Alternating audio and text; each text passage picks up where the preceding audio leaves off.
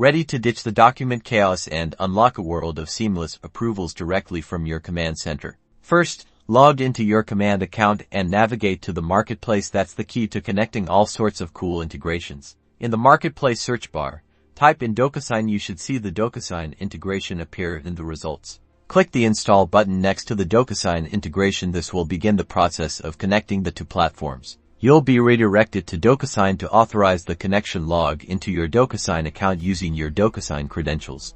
DocuSign will ask you to grant command permission to access your DocuSign account. Review the permissions carefully, and then click Allow.